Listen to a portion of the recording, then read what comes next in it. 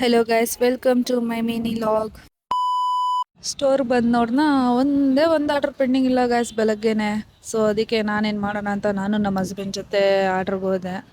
Milk van 6 ಗಂಟೆಗೆ ಬರುತ್ತಂತ ನೋಡಿ ನಾವು ಅರ್ಲಿ ಮಾರ್ನಿಂಗ್ ಹೋದ್ವಿ ಗೈಸ್. ನೋಡಿದ್ರೆ 9 ಗಂಟೆಗೆ ಬಂದ್ಬಿಟ್ಟಿದೆ. ತುಂಬಾ ಥ್ಯಾಂಕ್ಸ್, ತುಂಬಾ ಥ್ಯಾಂಕ್ ಯು ಸೋ ಮಚ್.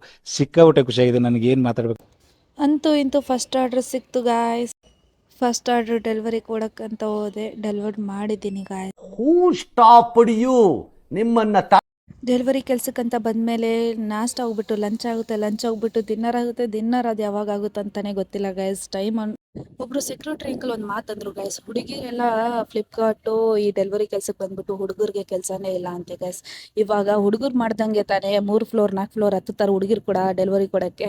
ಅವರೇನು ಕೆಳಗಡೆನೇ ಇದ್ರೆ ಕಸ್ಟಮರ್ ಬಂದ್ಬಿಡಲ್ವಲ್ಲ, ಅವರು 4ನೇ ಫ್ಲೋರ್ 5ನೇ ಫ್ಲೋರ್ ಇದ್ರೂ ಕೂಡ ಹತ್ಬಿಟ್ಟೆ ಹೋಗ್ತಾರೆ.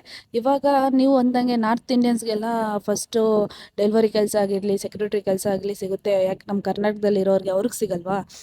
ಫಸ್ಟ್ ಎಲ್ಲ ಅವ್ರಿಗೆ ಪ್ರಿಫೇಟ್ ಮಾಡ್ತೀರಾ, ಯಾಕೆ ನಮ್ಮ ಕರ್ನಾಟಕ ಪೀಪಲ್ಗೆ ಪ್ರಿಫೇಟ್ ಮಾಡಿದ್ರೆ ಆಗಲ್ವಾ? ನೀವೇ ಹೇಳಿ ಗಾಯ್ಸ್.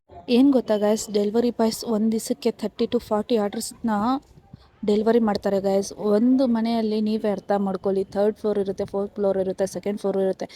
ಫುಲ್ ಮಳೆ ಬರ್ತಾಯಿತ್ತು ಗಾಯ್ಸ್. ಸೊ ಕೆಲಸನೂ ಸ್ವಲ್ಪ ಮುಗ್ದಿತ್ತು. ಸೊ ಅಲ್ಲಿಗೆ ಸ್ಟಾಪ್ ಮಾಡಿ ನೆಕ್ಸ್ಟ್ ತುಂಬ ಮಳೆ ಬರ್ತಿತ್ತು ಅಲ್ವಾ.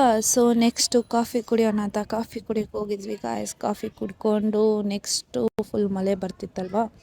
ಸೊ ಮನೆಗೆ ಹೋಗಿ ಏನು ಮಾಡೋಣ ಅಂತ ಇಲ್ಲೇ ಕುಷ್ಕ ಮತ್ತು ಕಬಾಬ್ ತಿನ್ಕೊಂಡು ನೆಕ್ಸ್ಟು ಲಾಗ್ ಮುಗೀತು. ಬಾಯ್ ಗಾಯ್ಸ್, ಇವತ್ತಿನ ಮಿನಿ ಲಾಗ್ ಮುಗೀತು ಅಷ್ಟೇ.